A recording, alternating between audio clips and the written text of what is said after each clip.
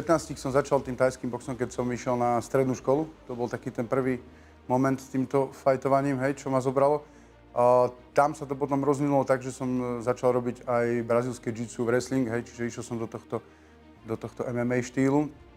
Na nejaký čas som potom z toho vypadol aj na pár rokov. Nie, že vypadol, robil som to vždy, robil som aj silovo, cvičil som, boxoval som, ale tak viac menej hobby, lebo bolo veľa práce. Musel som si budovať biznis, musel som zarábať peniaze a tak. Potom, keď už som mal vybudovaný ten gym a všetky tieto veci, prostredie na to, aby som mohol trénovať a rásť, tak tých posledných 5 rokov si myslím, že sa venujem tomu boxu. Hej, aj trénujem chalanov a ja som začal aj súťažiť, čiže posledných 5 rokov je to na také najvyššej úrovni u mňa, by som povedal.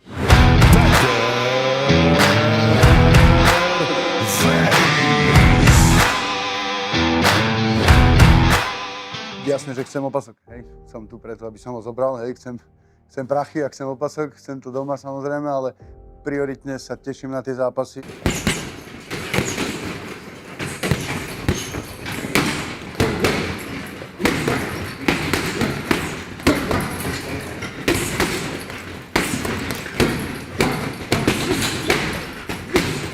Stretli sme sa na strednej škole, ja som bol rok starší a už tam som si ho všimol, lebo to bola ešte doba, kedy sme medzi sebou ako chlapci súťažili v tom, že kto je najsilnejší na škole a tak podobne.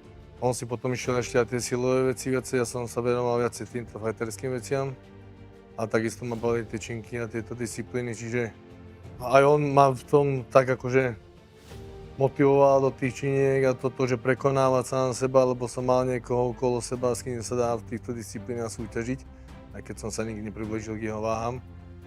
Ale zase som ho predbehol v tých boxerských disciplínach a tam teraz sa snažím dobehnúť mňa, čiže je to tvrdý chlapík a hlavne odhodlaný a to je jeho najväčšia devíza. Hej, robil som v nočných podnikoch, robil som v striptisových baroch, čiže takýchto podnikoch, kde naozaj ste sám príde klupa chalanov alebo niečo takéto a musíte sa s tým vysporiadať. Čiže myslím, že dosť mi to dalo do života aj po tejto fighterskej stránke a vybudovať si to sebavedomie, ktoré potrebujete v tých zápasoch a tak. Ale mám príhodu jednu, kde bolo okolo 10-15 chalanov a skončilo to tak, že stáli za SBS-karom, takým 70-ročným deduškom a všetci po mne hádzali topánky a ja som sa musel uhýbať. Takže boli rôzne zážitky, veľa. Teda začalo to bitkou, všetkých som ich tam rozcápal a potom na konci boli za tým SBS-karom a už som len skrývať. Takže to bol taký komický zážitok pre mňa, ja som sa z toho tešil.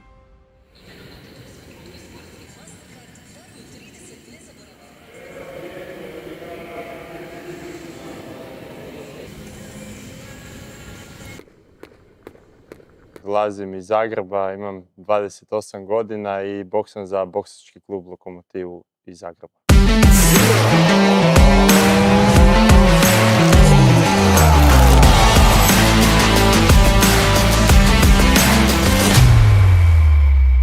Boksom se bavim od svoje 17. godine, znači 11 godina nepunih i prije toga sam košarku trenirao 10 godina, tako da sam cijeli život u sportu, tako reći.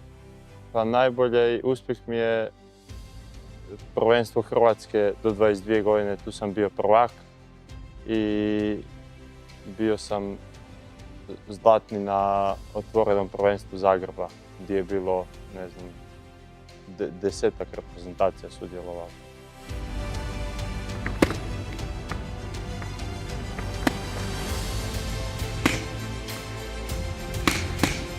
Pa to vidim kao priliku života.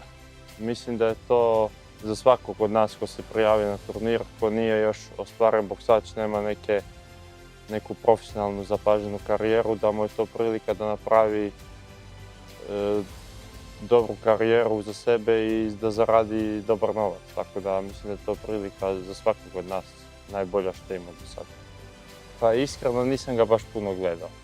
Mislim da je dobar borac i poštujem njega koji svakoga ko stane sa mnom u ring, tako da želim mu dobre pripreme i dobar meč. Mislim da hoće, ja mislim da ću pobijediti i otići do kraja, a to vjerojatno misli on, tako da vidit ćemo na dan meča šta će se desiti.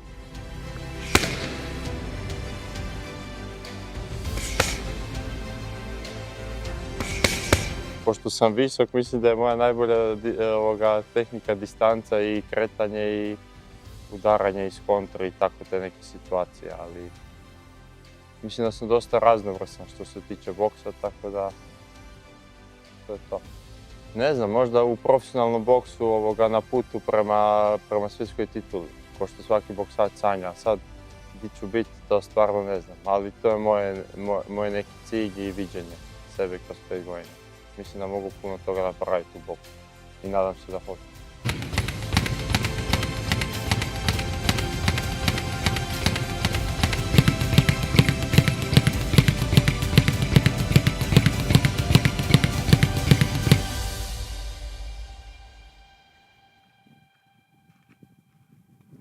Veľmi dobré dieťa bol. Dobrý, poslušný.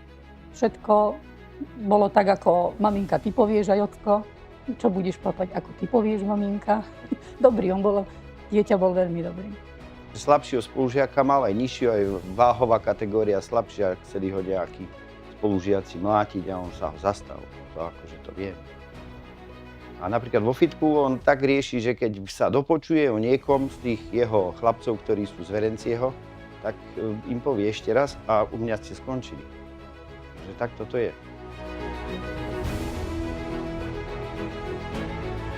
Zoznámili sme sa na diskotéke, on robil SBS Kara a ja som robila čašničku.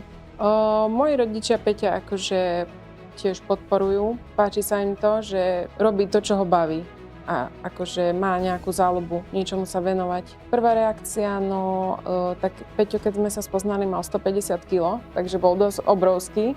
Takže keď sa zoznámil s mojou mamkou, tak bola dosť prekvapená. Ale potom ho spoznali, že aký je dobrý chalan a tešili sa z neho.